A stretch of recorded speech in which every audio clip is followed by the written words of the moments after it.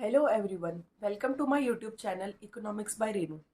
Economics की last video में हमने देखा था कि इन्वेस्टमेंट और डेप्रिसिएशन का कंसेप्ट क्या है। आज हम देखेंगे कि स्टॉक्स और फ्लोज का कंसेप्ट क्या होता है और उसके इम्प्लीकेशंस क्या क्या होती हैं। तो अकॉर्डिंग टू द डेफिनेशन अगर देखा जाए तो stock is a quantity measured at a particular point of time. यानी कि अगर हम किसी भी वेरिएबल का स्टडी कर रहे हैं तो वो एक पर्टिकुलर पॉइंट ऑफ टाइम के बेसिस पर हम उसको डिसाइड करेंगे कि आपकी स्टॉक की वैल्यू कितनी है। फॉर एग्जाम्पल कि आपका एक बैंक अकाउंट है, सेविंग्स अकाउंट है बैंक के अंदर। अब उसके अंदर आप कहते हैं कि 1 जनवरी को उसके अंदर 10,000 रुपीज डिपॉजिटेड है और 31 दिसंबर के टाइम पे उसमें 1 लाख का डिपॉजिट है। तो ये आपने क्या बता दिया, एक पर्टिकुलर पॉइंट ऑफ टाइम पे किसी भी वेरिएबल को डिनोट करा है तो वो स्टॉक की कैटेगरी में आएगा। या फिर आप किसी भी लेमैन लैंग्वेज में समझना चाहे तो बिजनेसमैन होता है, वो हमेशा कहेगा कि गोदाम में मेरा स्टॉक पड़ा हुआ है। यानी कि दुकान के अंदर वो उतना सामान नहीं रखेगा जितना कि गोदाम के अंदर पड़ा रहता है, क्योंकि जैसे जैसे सप्लाई जैसे जैसे डिमांड आएगी तो गोदाम से लेकर मार्केट के अंदर सप्लाई दी जाती है।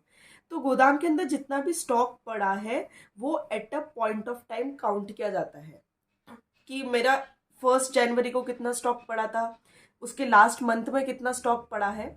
तो ये सारी चीजें जब अपन किसी भी टाइम के अकॉर्डिंग चीजों को देखने लग जाए तो वो स्टॉक्स के अंदर आएगी। तो यहीं से एक पॉइंट और क्या निकल के आ जाता है, ये एक टाइम डायमेंशनल फेनोमेना है। क्योंकि जब तक हम टाइम पॉइंट ऑफ नहीं करेंगे तब तक हम नहीं बता सकते कि पर्टिकुलर पॉइंट पर कब बात करी जा रही है और कैसे बात करी जा रही है। सेकंड कंसेप्ट हमारे पास आता है फ्लो कंसेप्ट। स्टॉक्स यानी कि हमने एक पॉइंट ऑफ टाइम पे उसको काउंट करा, यानी कि वो स्थिर हो गया। फ्लो कंसेप्ट कैसे होता है, जैसे कि आप टैप से अगर वाटर निकल रहा है तो वो एक फ्लो कंसेप्ट है, यानी कि बहता हुआ निकल रहा है। उसी तरीके से फ्लो को हम किसी भी एक पॉइंट ऑफ टाइम के टाइम पे नहीं देखेंगे, उसको हम स्पेसिफाइड पीरियड ऑफ टाइम में देखेंगे, यानी कि एक पर्टिकुलर टाइम ड्यूरेशन के अंदर देखेंगे। यानी कि वो या तो डे हो जाएगा, या तो वो मंथ हो जाएगा, वो वीक हो जाएगा, या फिर ईयर में काउंट किया जाएगा, आर भी ले सकते हैं। यानी कि ये तो स्टॉक्स हमारा टाइम डायमेंशनल था, यहाँ पे ये नॉट टाइम डायमेंशनल है। यानी कि हम एक स्पेसिफाइड पीरियड में नहीं देखेंगे इसको, but over a period of time देखेंगे। इसमें कौन कौन से कंसेप्ट आ जाते हैं, जैसे कि मान लीजिए आपने पॉकेट मनी की बात करी। पॉकेट मनी रोज तो नहीं मिलती, या फिर आप कहें कि 1 जनवरी को मेरे पास इतनी है, 2 जनवरी को इतनी है, हर रोज वो नहीं बदलेगी। पॉकेट मनी आपको फर्स्ट डे ऑफ मंथ मिलती होगी, तो उस टाइम पे आपकी पॉकेट मनी है 2,000 रुपीज। तो आप कहेंगे pocket money for the month of February या month of January is 2,000 rupees. तो वो एक अमाउंट जो एक स्पेसिफाइड पीरियड ऑफ टाइम के अंदर चलेगा वो कहलाएगा फ्लो कंसेप्ट। अब इसके अंदर अगर एग्जाम्पल के तौर पर और देखा जाए तो बुक में दिए हुए हैं, स्टॉक के अंदर वेल्थ आ जाती है, क्योंकि वेल्थ को हम एक स्पेसिफाइड पीरियड ऑफ टाइम पे देखेंगे। लेबर फोर्स की अभी इस डेट पर आपके पास कितनी लेबर है, 10 है, 20 है। कैपिटल, जैसे कि मैंने आपको बिजनेसमैन का एग्जाम्पल दिया, उसके पास जितना भी स्टॉक पड़ा रहता है या फिर मशीनरी जो उसके प्रोडक्शन में काम आ रही है वो उसका कैपिटल कहलाएगी। या फिर क्वांटिटी और supply of money in the country. Bank deposit आपने एक बार तो डिपॉजिट कर दिया, वो बैंक में आपका सेव्ड है, लेकिन जो आप फिर उसके अंदर डिपॉजिट कर रहे हैं, बार बार विड्रॉ कर रहे हैं, वो सारी चीजें फ्लो कंसेप्ट के अंदर कहलाएगी। Water in the overhead tank, tank के अंदर जितना पानी है वो तो आपका स्टॉक है, लेकिन आप उसके अंदर वापस रिफिल कर रहे हैं, वो आपका फ्लो कॉन्सेप्ट कहलाएगा। दिल्ली से मुंबई की डिस्टेंस एकदम स्टेपुलेटेड है, फिक्स्ड है, उसको आप चेंज नहीं कर सकते, तो वो क्या होगा, स्टॉक अमाउंट आ जाएगा। Rice stored in godown, rice जितना भी स्टोर किया गया है गोडाउन के अंदर, जब सप्लाई आएगी उसको निकाला जाएगा, तब तक के लिए वो क्या कहलाएगा, stock concept. Population of country, एक ईयर के अंदर जब मैंने काउंट किया गया तो अगर 1,40,000 निकल के आती है पॉपुलेशन ऑफ अ कंट्री, तो उस ईयर के लिए वो आपके पास स्टॉक पॉपुलेशन हुई। अगले साल तक जितना भी बर्थ रेट बढ़ रही है या फिर डेथ निकल रही है, उसके अकॉर्डिंग जितने भी वेरिएबल के अंदर चेंजेस आएंगे वो अपना फ्लो कंसेप्ट कहलाता है। फिर फ्लो के अंदर आती है हमारी इनकम, क्योंकि इनकम आपको मंथली दी जाएगी या फिर ईयरली या क्वार्टरली दी जाएगी। एक्सपेंडिचर ऑफ मनी, आप हर रोज का एक्सपेंडिचर काउंट नहीं करोगे, आप मंथली देखोगे या वीकली देखोगे। कैपिटल फॉर्मेशन, एक बार कोई बिजनेसमैन है, उसने एक मशीनरी खरीदी, बहुत ज्यादा महंगी आती है, तो वो बार बार तो कैपिटल नहीं खरीदेगा, वो या तो ईयर्स में चेंज करेगा या उसको डेकेड्स में चेंज करेगा। इसलिए ये हमारा कंसेप्ट किस में आता है, कैपिटल फॉर्मेशन का फ्लो में। फिर change in the supply of money in the country, आपके कंट्री के अंदर जितना भी पैसे का स्टॉक है, आप उसको भले फॉरेन एक्सचेंज के रूप में ले लीजिए या फिर आपके कंट्री के डिपॉजिट के रूप में ले लीजिए, वो आपका स्टॉक कंसेप्ट रहेगा, लेकिन उसकी सप्लाई और डिमांड चेंज होती रहती है, मनी सर्कुलेशन में आता रहता है, तो वो जो सप्लाई ऑफ मनी है वो फ्लो कॉन्सेप्ट रहेगी, क्योंकि सप्लाई कभी भी रुकती नहीं है, आप उसको डिपॉजिट में काउंट नहीं कर सकते। सप्लाई इज एवर चेंजिंग, वो हर रोज, हर घंटे और हर मिनट चेंज होती है। इंटरेस्ट ऑन कैपिटल, आपने एक बार कैपिटल खरीद ली, वो तो आपका स्टॉक कंसेप्ट हो गया, लेकिन आपको मंथली या फिर ईयरली इंटरेस्ट देना पड़ता है कैपिटल के ऊपर, जो आपका उसमें से निकलता है, सेल्स में से निकलता है। जैसे आप खुद का प्रॉफिट निकालते हैं, लेबर को उसकी वेजेस देते हैं, वैसे कैपिटल पे अपन को इंटरेस्ट देना होता है। उसके बाद जो ओवरहेड टैंक पे हमने पानी रखा था, वो हमारा स्टॉक कंसेप्ट है, लेकिन उस ओवरहेड टैंक में से पानी जो लीक कर करके निकल रहा है, या फिर आपने टैप ओपन करा, आपको किसी भी यूज के लिए पानी चाहिए, तो वो आपका जो पानी आप यूज में ले रहे हैं वो आपका फ्लो कंसेप्ट है। इसके बाद दिल्ली मुंबई की डिस्टेंस तो हमने स्टॉक कंसेप्ट रखी थी, लेकिन जो स्पीड है दिल्ली से मुंबई तक ट्रेवल करने के लिए, आपके कंट्रोल में स्पीड, कि आप गाड़ी को कितने स्पीड में चलाएंगे।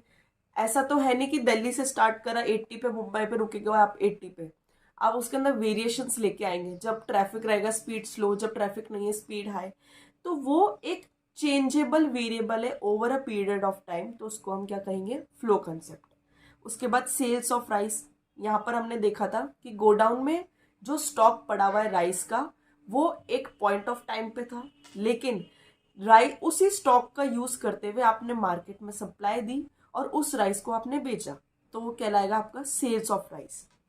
फिर आपने देखा था पॉपुलेशन ऑफ अ कंट्री, एक पॉइंट ऑफ टाइम पे हमने नोट किया था, तो पॉपुलेशन ऑफ अ कंट्री हमारा स्टॉक कहलाएगा, लेकिन उसी साल के अंदर अंदर नंबर ऑफ बर्थ भी इंक्रीज हुए होंगे, तो वो जो नंबर ऑफ बर्थ है वो हमारा फ्लो कंसेप्ट कहलाएगा। उसके बाद दोनों का डिफ्रेंसिएशन, तो ये वेरिएबल पॉइंट ऑफ टाइम में लेते हैं हम स्टॉक के अंदर, और over a period of time लेते हैं हम फ्लो के अंदर। उसके बाद हमने क्या देखा था, स्टॉक टाइम डायमेंशनल नहीं होता है, जबकि फ्लो एक टाइम डायमेंशनल होता है। यहाँ पे करेक्शन कर लेना, नॉट टाइम डायमेंशनल, और ये होता है टाइम डायमेंशनल। उसके बाद में हमने देखा था स्टॉक इम्पैक्ट्स द फ्लो, यानी कि जितना भी स्टॉक का अमाउंट होगा वो मार्केट के अंदर फ्लो पे इम्पैक्ट लाएगा, यानी कि जितना ज्यादा हमारे पास स्टॉक रहेगा उतना ज्यादा हमारे पास फ्लो भी रहेगा। वैसे ही अगर हम फ्लो का देखें तो जितना ज्यादा फ्लो है उतना ज्यादा हमारे पास स्टॉक है। ये चीज डिनोट करता है interdependence between stock and flow. Example के रूप में अगर हम देखते हैं तो मान लीजिए हमारे पास एक बैंक है XYZ, इस बैंक के अंदर आपके अकाउंट के अंदर डिपॉजिट है 20,000 रुपीज, इसको ले लीजिए 1 जनवरी के टाइम पे। अब ऐसा तो है नहीं कि 1 जनवरी को जितना रुपया है 31 दिसंबर को भी उतना ही रहेगा, आप कुछ डिपॉजिट भी करेंगे इसके अंदर और इसमें से कुछ आप विड्रॉल भी करेंगे अकॉर्डिंग टू योर नीड। अब आपका ये रेट है कि आप हर महीने इसके अंदर 1,000 का डिपॉजिट कर रहे हैं पर मंथ, और विड्रॉल कर रहे हैं, नहीं 4,000 पर मंथ डिपॉजिट कर रहे हैं और 1,000 पर मंथ विड्रॉल कर रहे हैं। तो ये वाला जो कंसेप्ट है, आपके बैंक में जो पैसा पड़ा है वो क्या हुआ, स्टॉक, और डिपॉजिट और विड्रॉल मेरी क्यों हो गई, फ्लो कंसेप्ट। क्यों, क्योंकि बैंक में एक बार जो मेरा पैसा जमा हुआ है वो तो जमा हुआ है, वो स्टॉक बन गया, लेकिन अब उस बैंक में जो पैसा पड़ा है उसको इंक्रीज कौन से रेट करेगी, या तो मेरी डिपॉजिट या विड्रॉल। अब मैं ये बार बार रिपीट करूंगी, एक साइकिल बन गई। तो जितना ज्यादा मेरा फ्लो रहेगा उतना ज्यादा मेरा स्टॉक रहेगा, यानी कि अगर मैं हर मंथ 4,000 रुपीज डालती जाऊंगी तो ये एंड तक आते आते 20,000 से इंक्रीज होके शायद 80,000 हो जाए। तो मेरा स्टॉक इंक्रीज होगा किस बेसिस पर, अगर मेरा फ्लो इंक्रीज है। और अगर मेरा फ्लो इंक्रीज है तो उस अगर मेरा स्टॉक इंक्रीज है तो उसके बेसिस पे मैं मेरा विड्रॉल भी ज़्यादा कर सकती हूँ।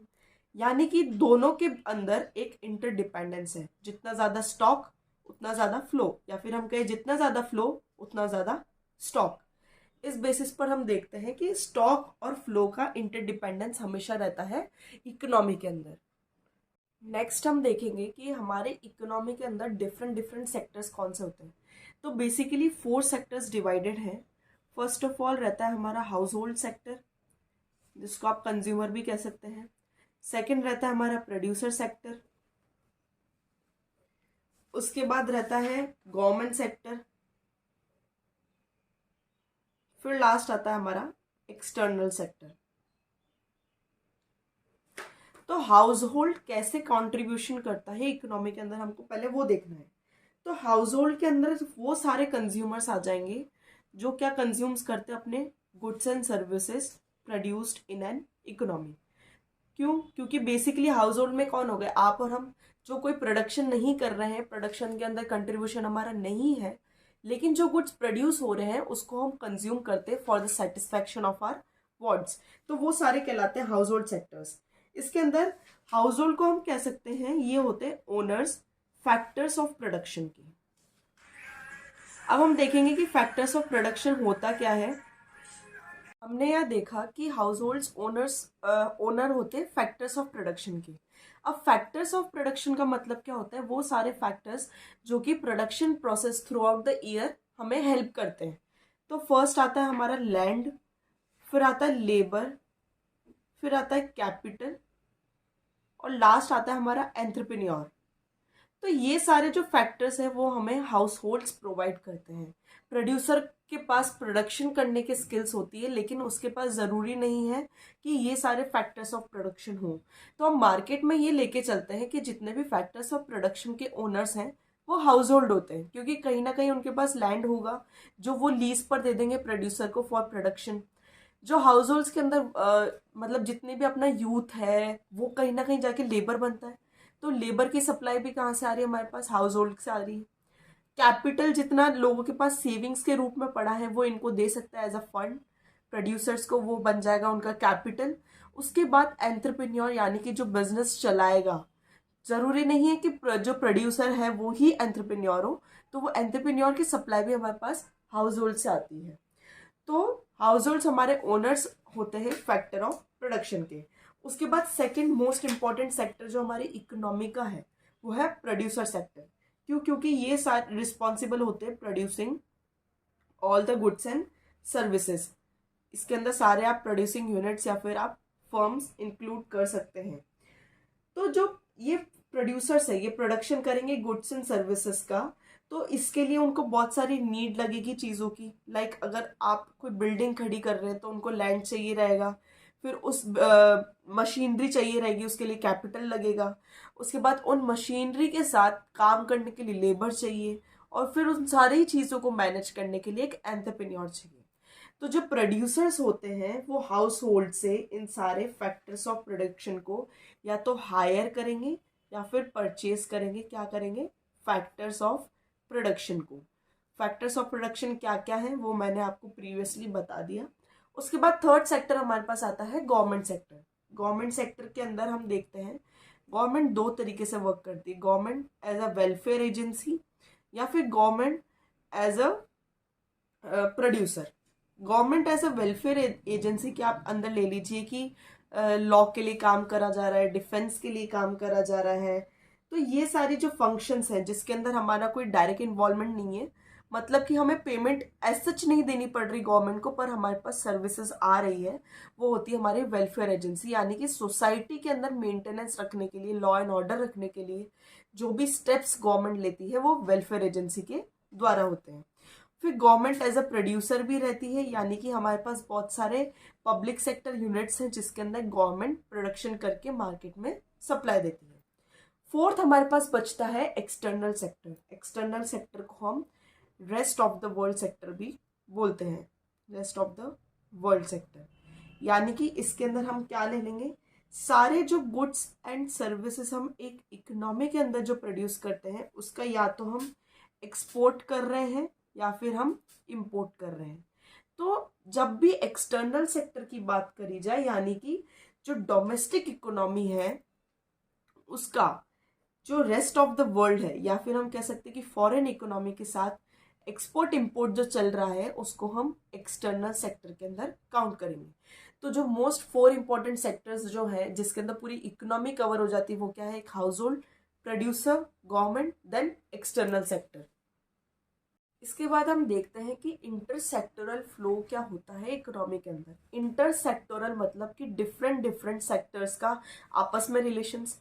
तो अभी हमने क्या देखा था, हमारी इकोनॉमिक में 4 सेक्टर्स क्या है? एक हाउस होल्ड हो गया, दूसरा हमारे पास प्रोड्यूसर है, तीसरा हमारे पास गवर्नमेंट है, और लास्ट में हमारे पास एक्सटर्नल सेक्टर है। तो इन चारों सेक्टर्स का आपस में जो रिलेशन है या फिर आपस में इनकी जो इंटरडिपेंडेंस है वो क्या कहलाएगी?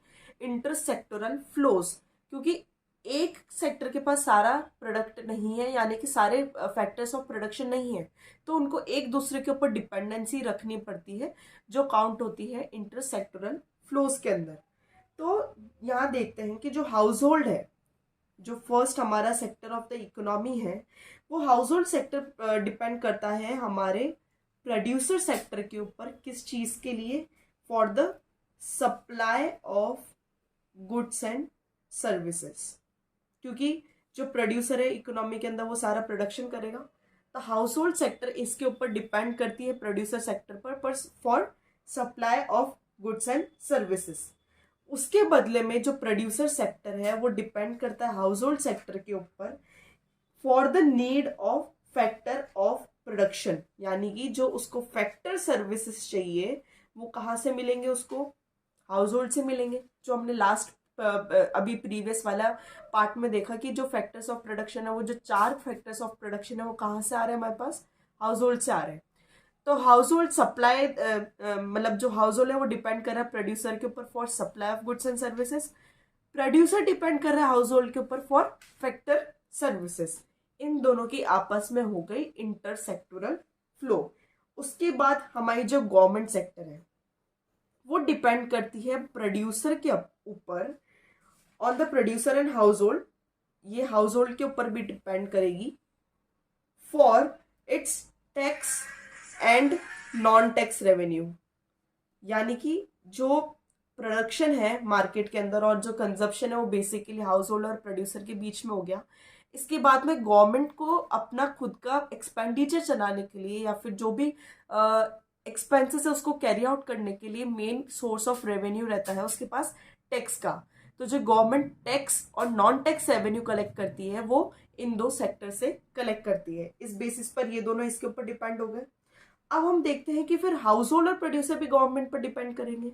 यहाँ से प्रोड्यूसर और यहाँ से हाउस होल्ड, ये दोनों डिपेंड कर रहे हैं गवर्नमेंट के ऊपर। ये क्या एक्सपेक्टेशंस रखेंगे कि हमें टाइमली एडमिनिस्ट्रेटिव सर्विसेज मिलती रहे, या फिर हम कहेंगे कि जो लॉ एंड ऑर्डर है वो मेंटेन रहे, लॉ एंड ऑर्डर या फिर डिफेंस। तो इस तरीके से इंटरसेक्टोरल फ्लोज हमारा चलता रहता है, यानी कि एक सेक्टर दूसरे सेक्टर पे हमेशा डिपेंडेंट रहेगा किसी ना किसी चीज के लिए, क्योंकि सारा प्रोडक्शन एक के पास में नहीं होता है। अब जो इंटरसेक्टोरल फ्लो है उसको हम 2 पार्ट में डिवाइड कर सकते हैं। ये 2 टाइप से फ्लो करेगा, या तो ये करेगा in the form of real flow या फिर in the form of money flow. कि केवल पैसा ही फ्लो में नहीं आता है, गुड्स एंड सर्विसेज भी फ्लो के अंदर काउंट किए जाते हैं। तो रियल फ्लो का मतलब क्या होगा हमारा? Flow of goods and services एक सेक्टर से लेके दूसरे सेक्टर तक जब हम गुड्स एंड सर्विसेज का फ्लो ले रहे हैं तो वो रियल फ्लो में काउंट होगा। और money flow as the name suggest, ये क्या होगा? Flow of money across different sectors. अब इसको एक डायग्राम के रूप में समझा जाए तो हमारे पास यहाँ हाउस होल्ड सेक्टर है, यहाँ हमारे पास प्रोड्यूसर सेक्टर है। Basically flow of goods and services तो इन्हीं 2 में हो रहा है। क्यों? क्योंकि इसको हमने कंज्यूमर माना है, इसको हमने प्रोड्यूसर माना है। एक प्रोड्यूस करेगा और एक कंज्यूम करेगा। तो जो प्रोड्यूसर सेक्टर है वो हाउस होल्ड सेक्टर पे डिपेंड करेगा और हाउस होल्ड सेक्टर है वो प्रोड्यूसर सेक्टर पे डिपेंड करेगा, और ये फ्लो हमारा कंटिन्यूशन में रहेगा। तो हाउस होल्ड सेक्टर प्रोड्यूसर को क्या प्रोवाइड कर रहे हैं? फैक्टर सर्विसेज, जिसके अंदर हमने क्या क्या ले लिया? लैंड, लेबर, कैपिटल और एंटरप्रेन्योर।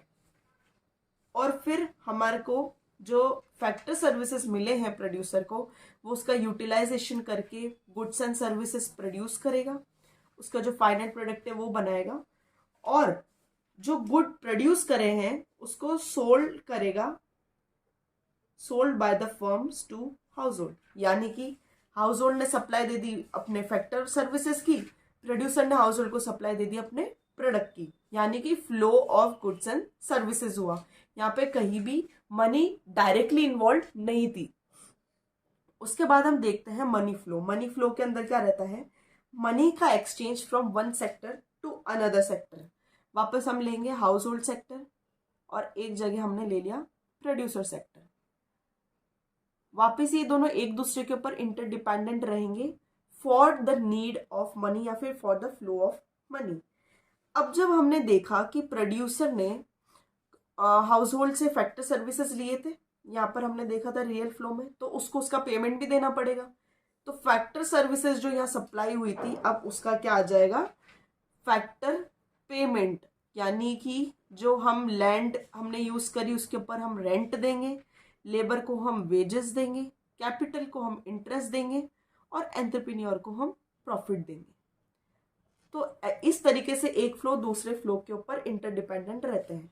हाउस होल्ड से हमने फैक्टर सर्विसेज ली, तो अब हम हाउस होल्ड को क्या देंगे? Factor payment. अब यहाँ पे क्या होगा?